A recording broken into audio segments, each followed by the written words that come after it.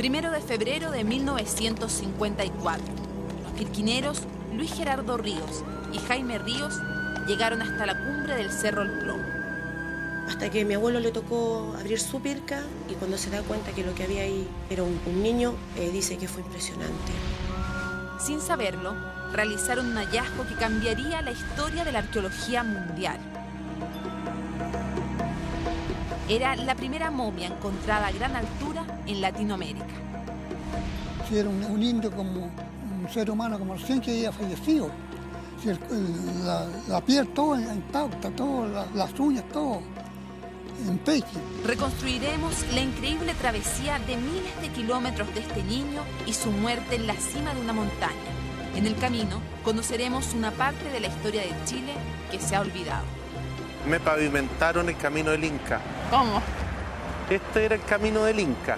Y subiremos el Cerro El Plomo para llegar al lugar donde fue sacrificado. Y el niño estaba destinado a ser un protector del valle. Esta es la historia del niño del Cerro El Plomo y la de quienes lo descubrieron.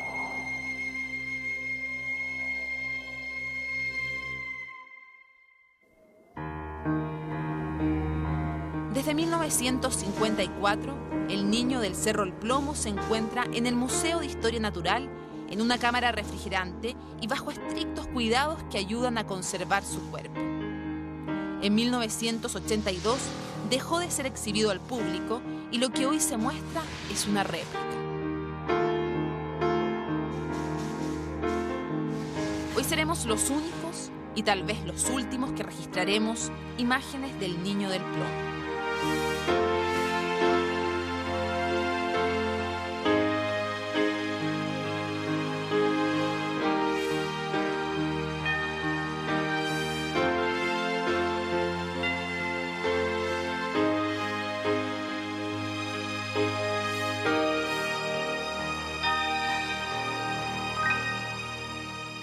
Tiene sus huesos totalmente intactos, sus órganos internos totalmente intactos, no presenta heridas, ni maltrato, es decir, no hay huellas de que haya sido maltratado.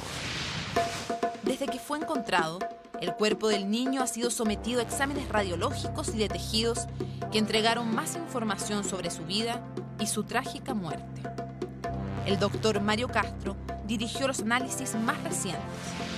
Un cuerpo conservado como es el niño está en un estado extraordinario, es decir, tiene todos los tejidos en una conservación, diría yo, casi perfecta. Permite una aproximación al pasado que es única. Aún después de muerto, el cuerpo del niño sigue hablando y revela dos secretos. El niño pesaba lo que pesa un niño normal de unos 8 a 9 años, es decir, unos 30 kilos y pico, pero hoy día el niño pesa mucho menos que eso, muchísimo menos. Y las medidas que hay revelan que va perdiendo agua todavía. Cuando llega al Valle del Mapocho tenía aproximadamente 8 años y 3 meses. Esa edad se confirmó con un odontólogo que él, al hacer la apreciación por radiografía, vio que el niño tenía 8 años, 3 meses en el momento de su muerte. El tercer secreto que se descubre es la fecha en la que habría muerto este pequeño. Alrededor de 1500, porque el ingreso de la cultura inca a Chile, a lo que hoy día es Chile, es más o menos en 1490. En esa época, una parte de lo que hoy es Chile estaba bajo la dominación inca. Las pruebas científicas nos acercan a un cuarto misterio, el origen del niño. Y ante los ojos de los expertos, las vestimentas hablan. Él iba vestido con un unco o camisa, sobre su espalda una yacoya o manta, en los pies unos mocasines, los iscu, y en la parte frontal un penacho de plumas de cóndor. El niño pertenecía a una clase privilegiada. Podría ser hijo de algún miembro militar o bien podría ser hijo de algún curaca. Evidentemente que el niño muestra rasgos de extracción amerindia. Junto con ello, este es un niño que correspondería, ¿no es verdad?, de acuerdo a todos los estudios que hay desde el punto de vista arqueológico, a un individuo de la nobleza incaica. ¿Por qué? Porque los sacrificios de este tipo correspondían a individuos que eran parte de la nobleza incaica y no, digamos, del resto de la población. Él sabía cuál era su misión, era una misión ante los dioses para dar gracia o pedir algo. Entonces él estaba absolutamente consciente de lo que iba a hacer en ese momento al ser enterrado a 5.400 metros de altura. ¿Por qué un niño de origen inca es enterrado en un lugar tan lejano? La momia del plomo prueba y recuerda algo que muchos hemos olvidado. Antes de ser ocupado por los conquistadores españoles, casi un cuarto de Sudamérica formaba parte de este imperio prehispánico. Interrogantes que empezamos a responder junto al arqueólogo Rubén Estever, aquí, en pleno Santiago. Rubén, estamos llegando aquí a calle Independencia, que es un centro de comercio, de venta de tela. ¿Pero qué fue esto en el pasado, esta calle? Me pavimentaron el camino del Inca. ¿Cómo? Este era el camino del Inca. Por acá Ahora, llegaba el camino que venía desde el Cusco. desde el Perú. Según documentación de los españoles del siglo XVI, no tenía más de 4 metros de ancho y estaba amurallado. Si nos seguimos imaginando un poco cómo fue el pasado, aquí estamos a 150 metros del río Mapocho, hay que imaginarse un puente colgante o un puente. La imagen que Rubén Estever recrea desafía nuestra imaginación. El camino del Inca llegando hasta el centro de Santiago y lo que hoy es la Plaza de Armas, convertida antes de la llegada de los españoles en un centro administrativo y religioso incaico. En muchas partes de los Andes, del Tahuantinsuyo, la iglesia se apoderó de algún templo importante y ahí instaló su templo. Habría que imaginarse que aquí estamos frente a un posible templo inca y entonces habría que pensar que la puerta principal daba hacia el camino. Aquí estaban los edificios principales incaicos. Por ejemplo, acá pueden haber estado el palacio del gobernador principal, que era Quilicanta.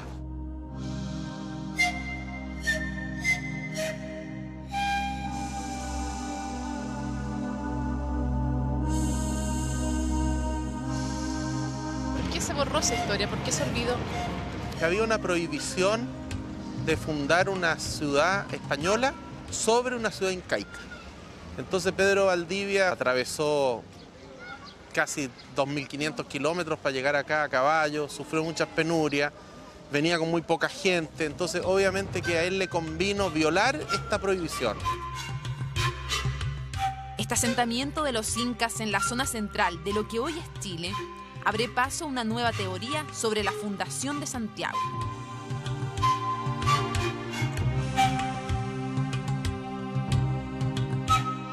Y entonces en la historia quedó como que Pedro Valdivia decidió fundar aquí la ciudad de Santiago porque se le apareció el apóstol Santiago en la mitad de una batalla. Y todos creemos eso. Yo, permítame dudarlo.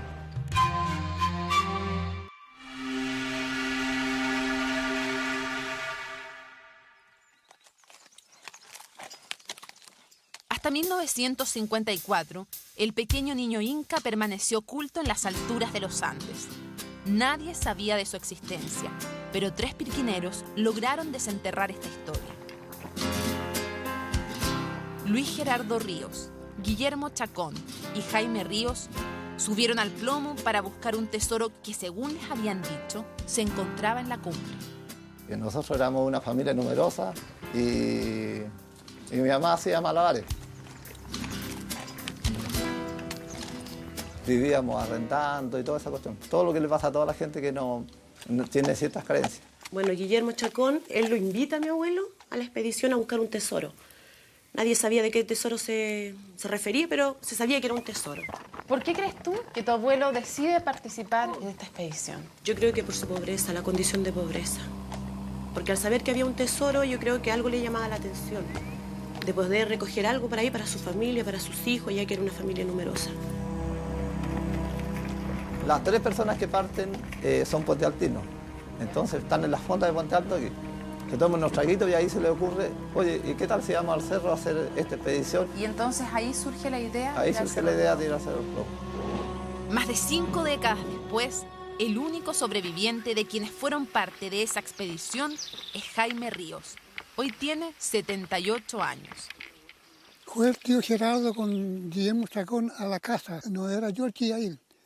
Los tíos eran ya los otros hermanos míos, 2 mayores que mí. Heriberto o Octavio. Ellos no quisieron ir, por eso fui yo. ¿Usted lo quiso ayudar a su tío Luis? Claro. ¿Y por qué lo quiso ayudar? ¿En qué situación estaba? Tenía su pobreza él. Entonces vamos a compartir para él y tanto para la familia de él. Eran 8 hijos, 6 hombres y 2 mujeres. Además ellos eran 10. ¿Qué llevaban para comer? Llevamos azúcar, queso, pancito y charquecito también, charque seco. Y se usaba mucho en la cordillera.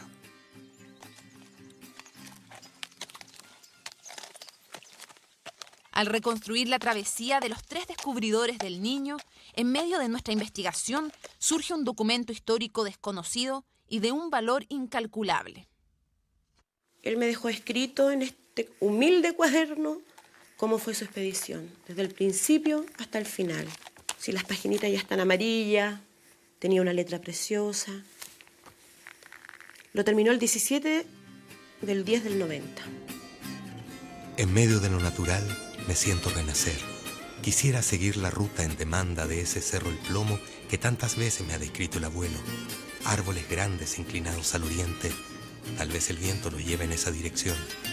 La hierba florecida me produce una delicia inmensa. Subieron con la fe. Eran chilenos. Solo con eso subieron a 5.400 metros de altura.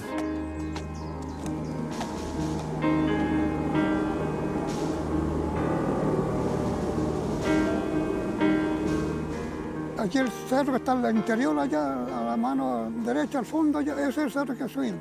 Y dije yo, por Dios santo, ¿seremos capaces de subir a esa montaña?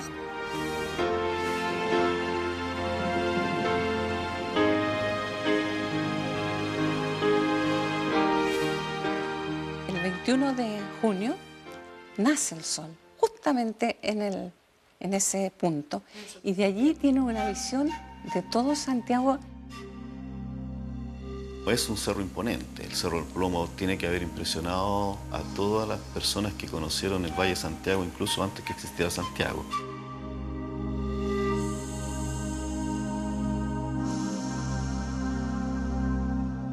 Este niño corresponde, digamos, a la tradición que tenían los incas, a un niño probablemente seleccionado de la nobleza incaica y probablemente seleccionado también en Cusco. Y este niño caminó hacia su sacrificio en el Cerro del Plomo. Los datos aportados por el doctor Mario Castro indican que el viaje de este niño de 8 años que enfrentó la muerte en el Plomo se inició a miles de kilómetros de nuestro país. Y nos llevan al siguiente lugar donde debemos continuar nuestra investigación, la ciudad de Cusco, en Perú.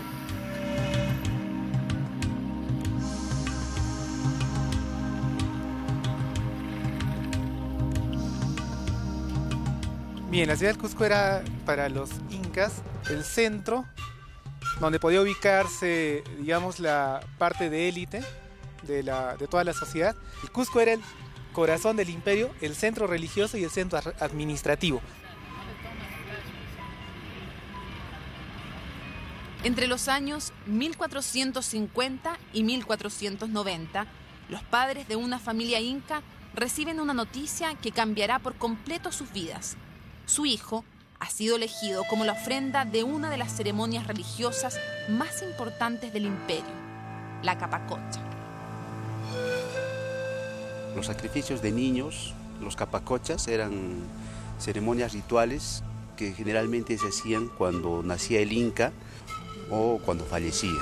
También cuando sucedían algunos acontecimientos graves en el imperio Inca. Capac en quechua significa emperador, rey. Jucha significa pena, culpa. El capajucha era cómo el Inca se liberaba de este tipo de maleficios y para que la sociedad inca recobre la armonía económica, social, política. La sangre era lo más valioso en los sacrificios. Y cuando había sangre era la ofrenda que mejor recibían las deidades. O sea, lo que más apreciaban en un tipo de ceremonia ritual era la sangre. En este caso eran los sacrificios humanos. Pero, ¿por qué este niño fue sacrificado en una cumbre? La montaña por sí es una deidad, conocida para nosotros como los apus. Entonces, estar en esta gran montaña es estar sobre una divinidad, ¿no es cierto? Y ofrendar este cuerpo es ofrendar a la madre tierra, a la Pachamama, ¿no?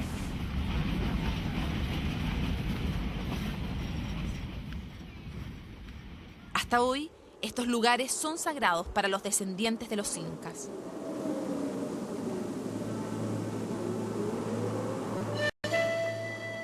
Uchay kurkuman urayamuiko mana saiko ikucho purispaiko kan kay pero mikuna llapan urko llapan rumikuna poderoso allin kallpa koqniko.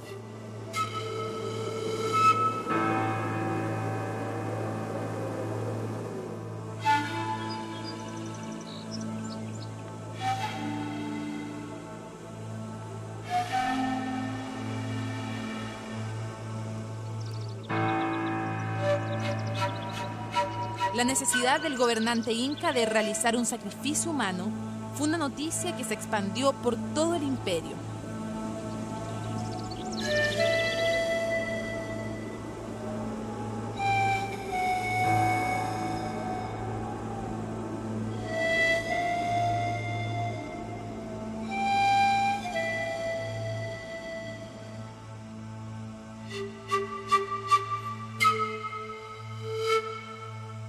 Todo el Tahuantinsuyo estaba interconectado mediante el Capajñán, que es el camino inca, ¿no? Para entender un poco el quechua.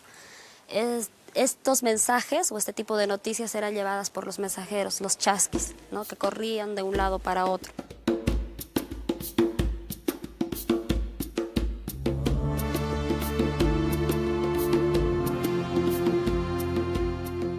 Probablemente aquí en Machu Picchu sí hubiesen estado enterados de algún acontecimiento grave, ¿no?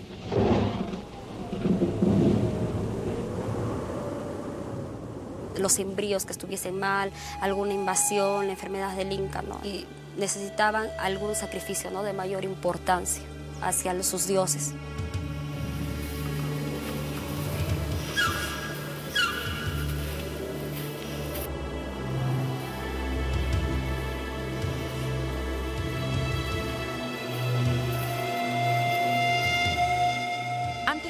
Con su destino de ser sacrificado, el niño del plomo debía pasar por el principal templo, el del Sol, llamado Coricancha, donde terminó su preparación espiritual.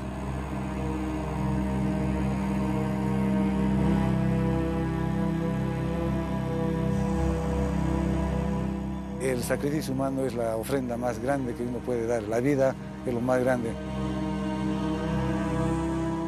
Las evidencias nos dicen que había sacrificio aquí en el Coricancha, en el templo principal, pero también se preparaba a estos jóvenes y eran llevados a los sitios donde debían ser sacrificados, ¿no? El niño del Cerro del Plomo fue uno de los primeros grandes hallazgos de las ofrendas en las grandes montañas.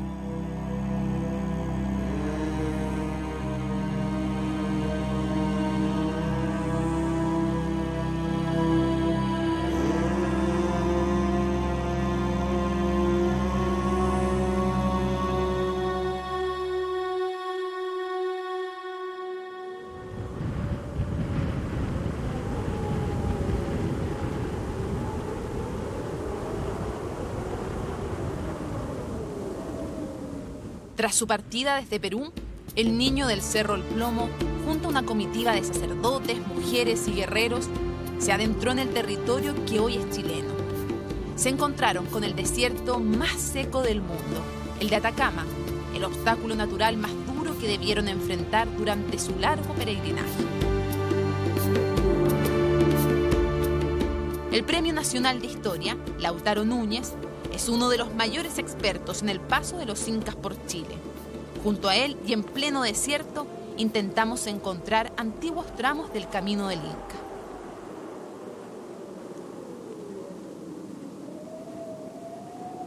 Esta parte del camino Inca, así llamado Inca, pasa uno de los territorios más inhóspitos de las Américas. Aquí encontraban víveres, aquí encontraban agua, acá encontraban sus propios funcionarios que mantenían el tambo siempre en uso, siempre con víveres y con elementos indispensables para la travesía.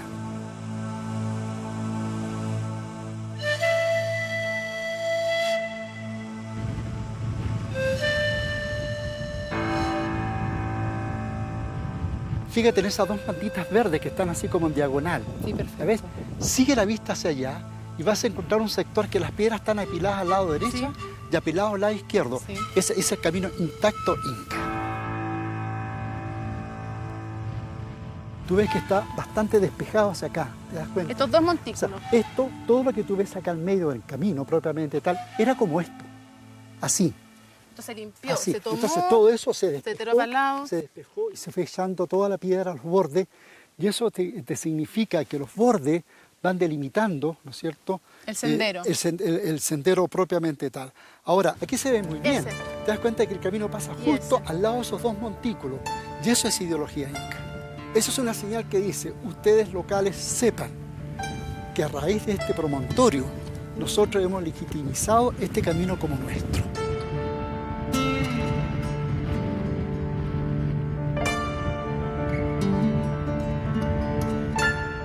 ¿Cómo podríamos imaginar a esa caravana que traía al niño del Cerro El Plomo por este camino?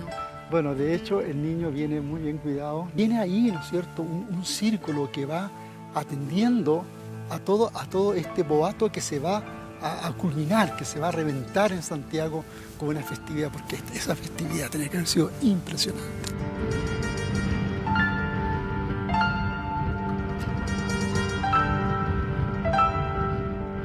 Sabe que lleva entre manos una inmolación humana y que eso es lo más grande que una sociedad puede hacer frente a los requerimientos que la sociedad le pide a sus dioses.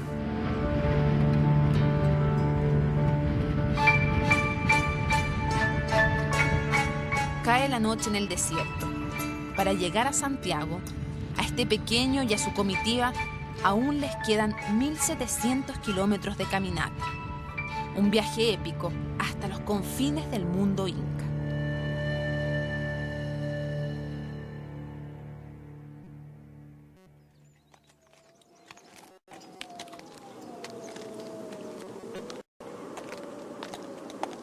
¿La gente, tú crees que se imagina cómo fue descubierto, quién lo descubrió?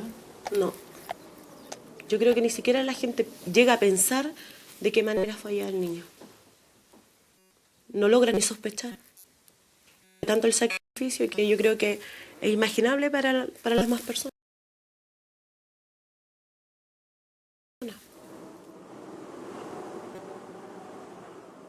¿Cómo iban vestidos? ¿Cómo iban equipados?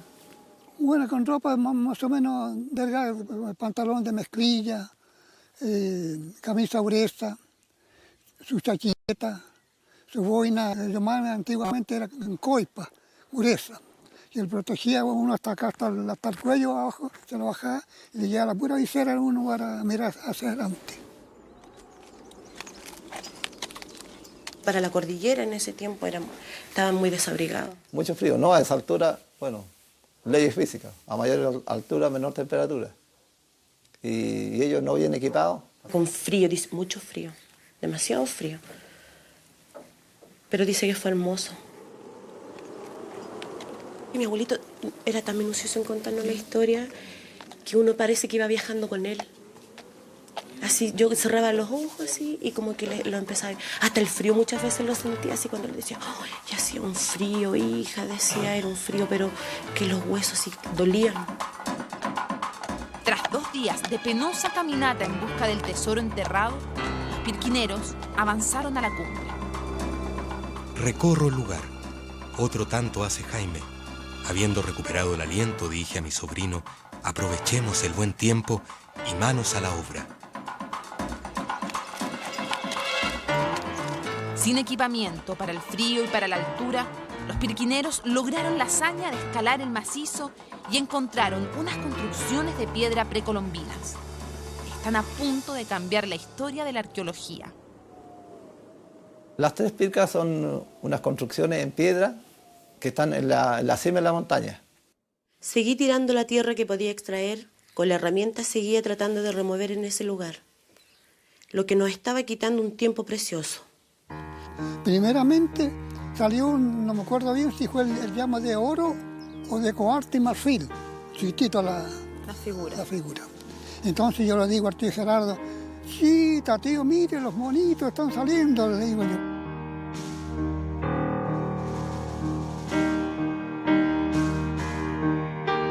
Después de mucho bregar, se movió una fracción. Un olor raro me mortificó. Dejé que esto pasara y seguí en mi empeño y pude moverlo. Un olor acre, azumagado y mortificante. Cuando pasó esto lo tomé y lo llevé. Lo puse sobre la tierra removida. Y después empezó a excavar el tío y ahí descubrió la momia. Cuando oigo a Jaime que decía, chita, tío, es un niñito.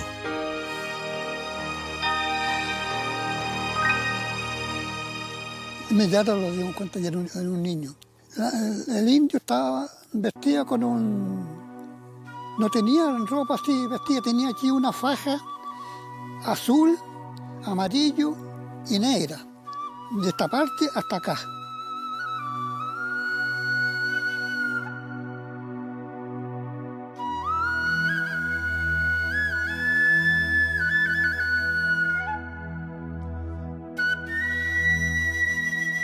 Primeramente tenía una corona de los pájaros más lindos que podían subsistir en esos años. Una corona de puras plumas. Y más abajo de la corona de pluma tenía otra corona de lana de vicuña que llegaba a un tornasol.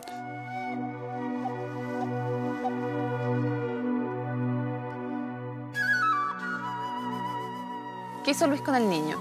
Lo envolvió en una chanqueta, la chanqueta mía. Y como nunca me hacían falta cordeles gruesos así, y formaron una soguita.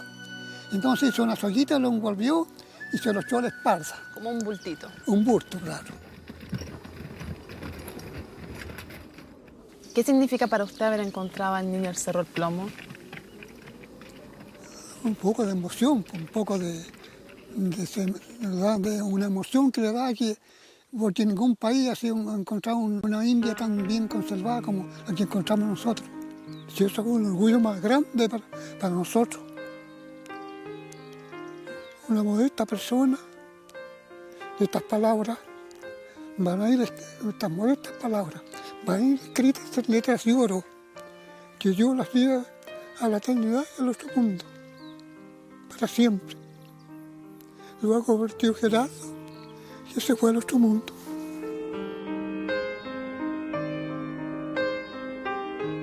Puse al niño en el saco papero que nos sirvió para transportar herramientas. Lo acomodé lo mejor que pude. Di unas miradas en los alrededores. Inicié el regreso portando el saco que contenía al niño.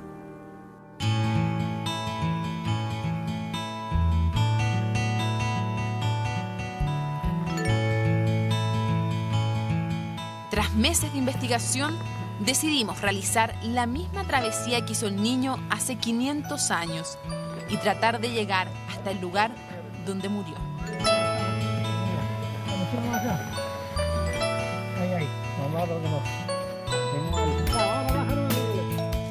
Nuestro viaje comienza aquí, en el campamento La Yareta, a 3.200 metros de altura. Nos acompañan instructores especializados en alta montaña y arrieros de la zona. Lo que viene ahora es el término de este proyecto, que es ascender a la cumbre del Cerro del Plomo. El camino que vamos a hacer ahora se supone que es el mismo sendero que hizo el niño cuando lo vinieron a depositar para su sacrificio en la cumbre. ¿Qué tan difícil es la ascensión completa al Plomo, Hernán? Mira, es bastante duro, primero porque estás a mucha altura. Ya vamos a partir más o menos de los 4.300 metros de altura y tenemos que llegar casi a los 5.500. Cuando tú llegues ahí vas a pensar cómo es posible que ellos hayan subido. Bueno, yo creo que es hora de que partamos, ya tenemos un largo viaje que recorrer.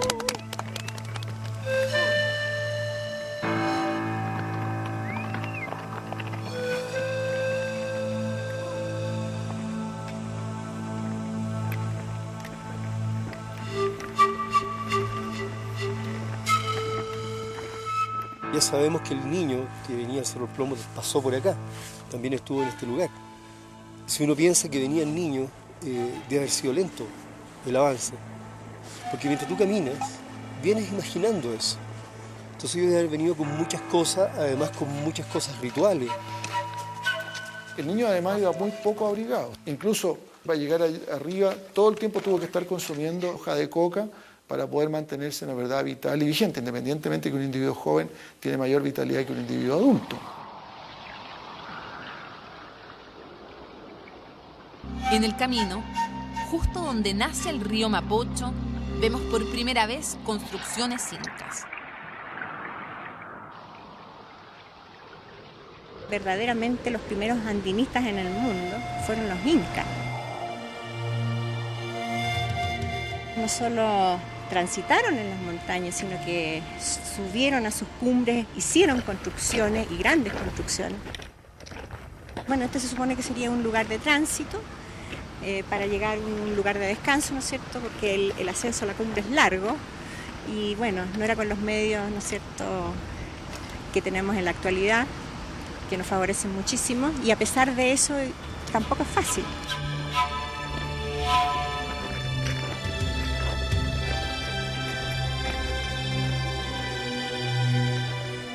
Tras 8 horas de una agotadora caminata, llegamos al campamento base a 4.200 metros de altura.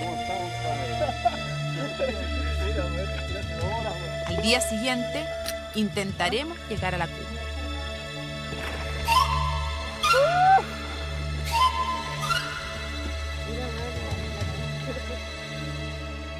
Este es el punto donde la mayoría de los grupos de montañistas actuales lo utilizan como campamento base. Porque si ustedes miran la ladera del cerro, tenemos ahí un sendero que es sumamente empinado y desde aquí en adelante va a ser esa la tónica. Vamos a tener una inclinación bastante grande con terrenos de acarreo, que es piedra suelta que se va desmoronando a medida que tú caminas. Eso es muy duro, requiere mucha fuerza en los músculos de las piernas. Y acá también. Mucha fuerza aeróbica. La mente es muy importante, el espíritu es muy importante. El que quiere puede, ¿ya? Pero tienes que prepararte psicológicamente y espiritualmente. Según los montañistas, si el plomo no está de buen ánimo, es imposible siquiera intentar alcanzar su cumbre. Por eso, antes del ascenso final, nuestros compañeros nos invitan a realizar una ceremonia donde, tal cual como los pueblos precolombinos, cada uno hará una ofrenda a la montaña, al apu o altar sagrado.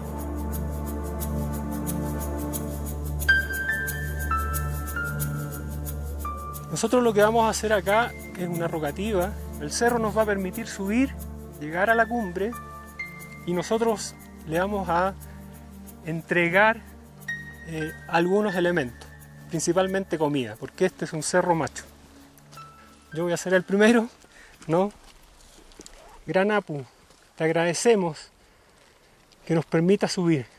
Te ofrendamos aquí la hoja de coca, la hoja sagrada de los Andes, y te la vamos a depositar en la pacheta. Para ti, Gran Apu, el plomo. Quiero ofrendar algo muy especial para mí, pues es una madera aromática que su humo logra llegar más allá de la atmósfera, elevarse hacia el cielo.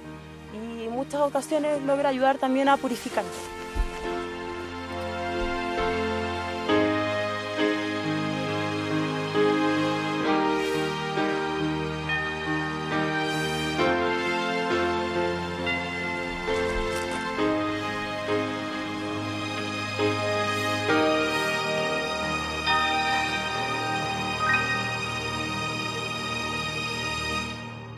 Dicen que asombroso cuando él llegó con el niño a la casa, con el chiquillo. Si era un indio como un ser humano como recién que había fallecido. Si la piel toda intacta, las uñas, todo en pecho. El niño queda en un ropero adentro ahí guardado. Y después lo colocan sobre una mesa porque empezó a llegar la gente, empezaron a llegar los vecinos, qué sé yo, para verlo. Y empezaron a llegar primero los vecinos, empezó a correr la voz, después empezó a llegar prensa, después gente de otros países. Dicen que las filas eran pero inmensas de larga porque se hacía un círculo alrededor y todo iba saliendo.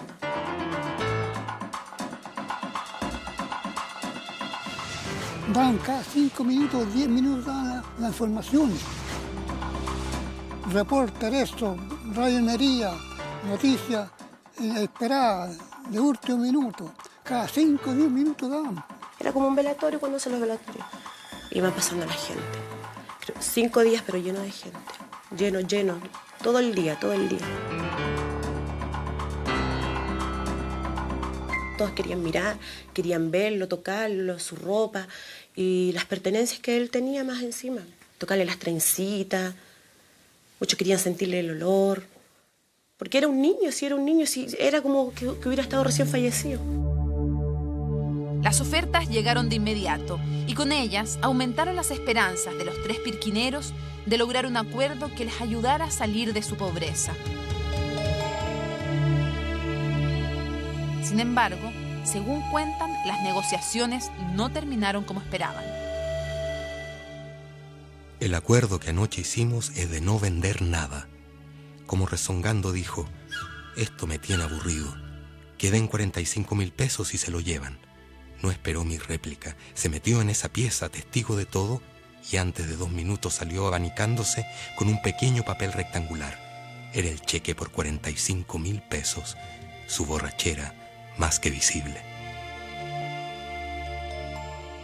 Mi papá se enfadó mucho, que sí y todo, entonces llegó y tomó la estatuilla y las cosas que quedaban del niño y dijo, para que el niño esté completo, dijo, entreguen todo esto allá y déjenlo allá. Entregando una estatuilla de oro que pesaba como 1 kilo.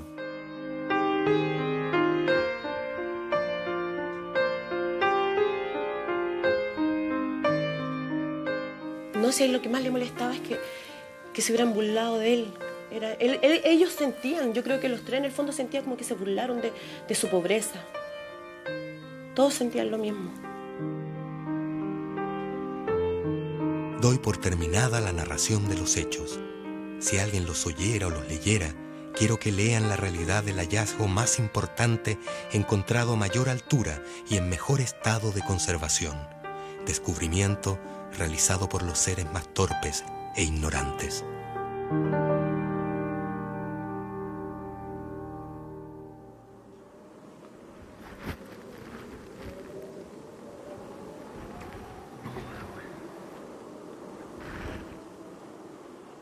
Igual tengo sustos fríos, es que más que altura tengo sustos fríos. Ay, ese frío. Estamos en Federación, el campamento base, y vamos a empezar cuando son las 4 de la mañana con 10 minutos. La parte más dura del ascenso. Si todo sale bien, en 6 horas más deberíamos estar en la cumbre. Claro de que a medida que vayamos subiendo la temperatura va a bajar. En 2 horas más nosotros ya vamos a estar más o menos a la altura de Agostini, que es una zona bastante fría.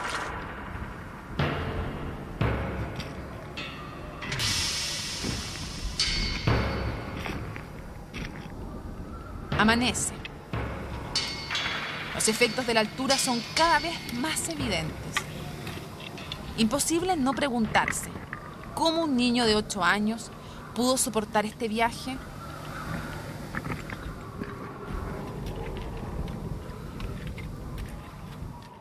Lo que sí podemos saber es que caminó bastante y que incluso cuando tuvo que desarrollar este largo trayecto para llegar al Cerro del Plomo, este individuo consumió hoja de coca.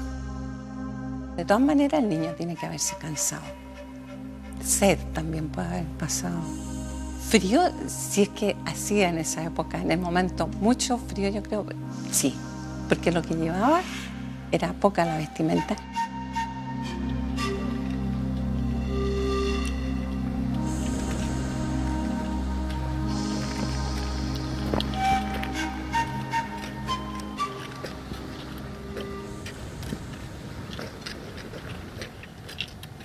No sabemos en qué medida el niño estaba en conocimiento de que él iba a un destino que era un destino final.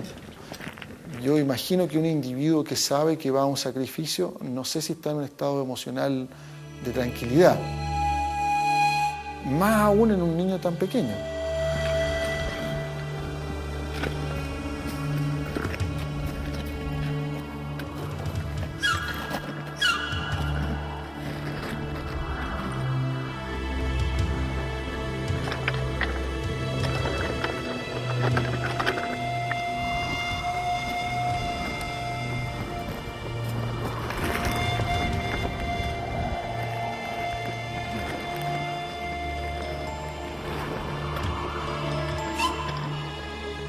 Acabamos de llegar al adoratorio, estamos a 5.200 metros de altura exactamente, hay un viento horroroso, frío.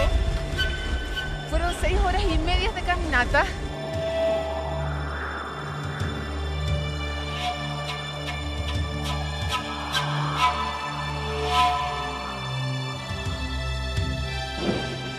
Y lo que toca ahora es cruzar ese glaciar para llegar hasta el enterratorio, que es el lugar donde murió el niño del Cerro del Plomo.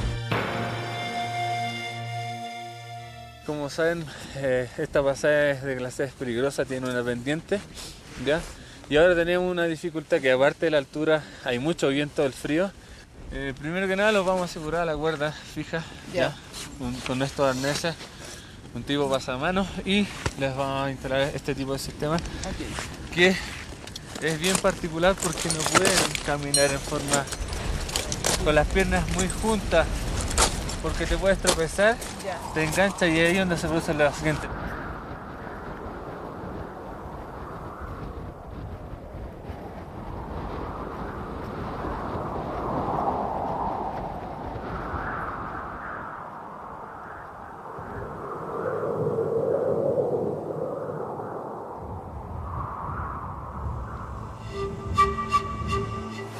En la planta de los pies hay trazas de que hay un desgaste, que el niño probablemente caminó o descalzo o con otro tipo de elementos porque los mocasines con los que fue dejado en el lugar están intactos. Los pies los tiene completamente inflamados. Su empeine tiene un edema, pero bastante pronunciado y que nunca se quitó, quedó así.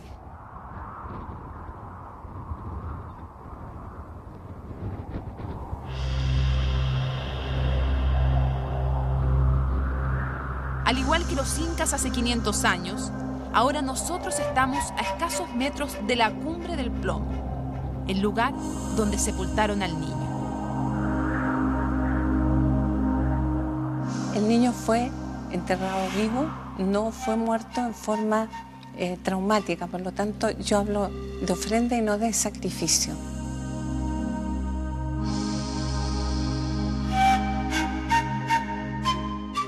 No sabemos cuánta conciencia tenía este niño a los 8 años de que lo iban a dejar depositado y que iba a quedar ahí para siempre.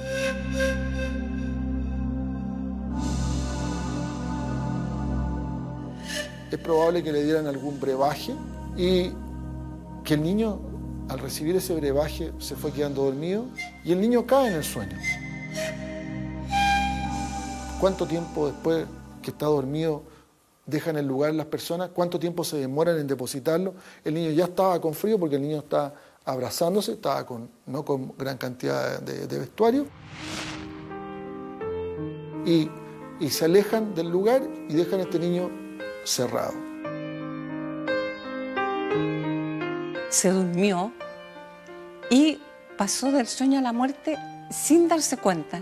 Y la muerte del niño es fundamentalmente por hipotermia.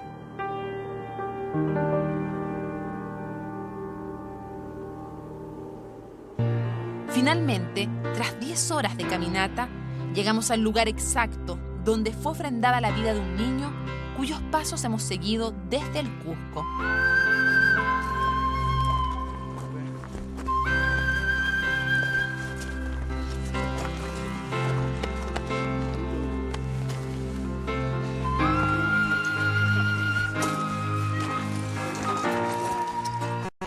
Este es un lugar privilegiado del cerro porque de alguna manera se domina todo el Valle de Santiago y el niño está destinado a ser un protector del valle. Por lo tanto, este lugar fue elegido especialmente. Se encontraban aquí tres pircas, una bastante grande de 8 por 6 metros, en la cual se encontró al niño, y en la base, en el fondo de la tierra, había una especie de bóveda cubierta por una lápida donde se encontró al niño en cuclillas. Tremendo el plomo. Para nosotros este es el sector donde está el lugar donde se depositó en ofrenda, en este caso ya de Santiago, un niño que era el tesoro, ¿cachai? El tesoro más grande que puede haber tenido una persona, y él es el protector nuestro y de toda la gente que vive acá. Y digo, es cosa de ver la gente emocionada, es imposible no emocionarse.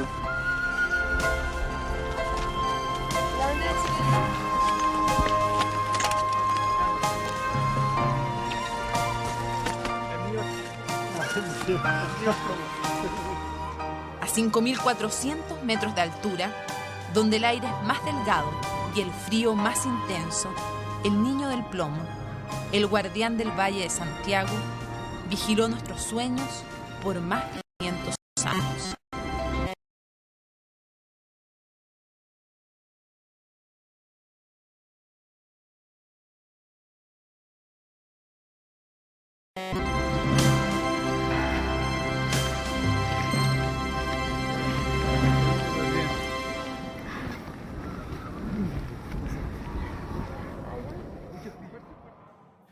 Hoy es un día especial para la familia Ríos. Antonio y Paulina cumplen el deseo que su padre y su abuelo jamás pudieron realizar: visitar al niño del plomo en el museo. Nos acompaña Jaime Ríos, quien se encontrará frente a frente con los restos del pequeño Inca, como lo hizo hace 55 años. ¿Tú has visto alguna vez al niño? Nunca lo he visto, a no ser por foto. Esta será mi primera vez. Estoy ansiosa, nerviosa, tengo sensaciones encontradas. A pesar de los años que hacen ya, era para emocionarse de verla nuevamente otra vez.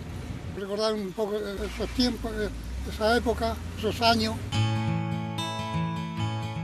Siento que voy a ver un hijo más de mi padre. Porque eso era para él, su chiquillo, su niño, que todos conocen como la momia del Cerro Plomo. La vida hace un círculo, aquí se completa el círculo.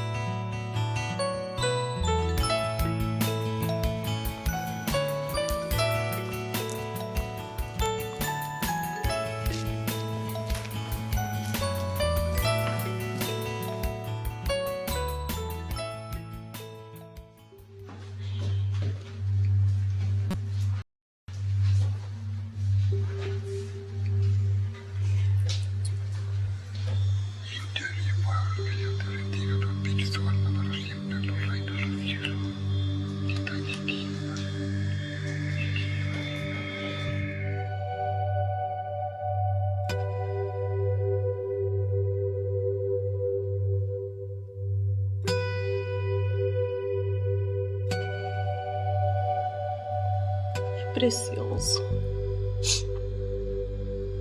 Lindo.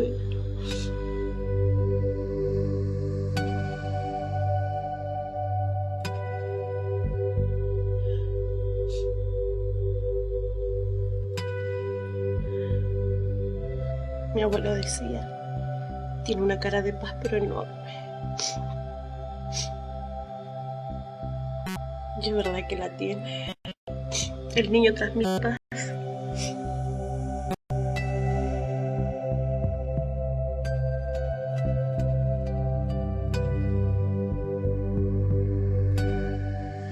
Es algo hermoso, o sea, detrás de ella y frente a ella está el recuerdo de mi padre. Viejo, misión cumplida, lo hicimos. Ahora las cosas están cumplidas, entonces uno se va feliz, contento.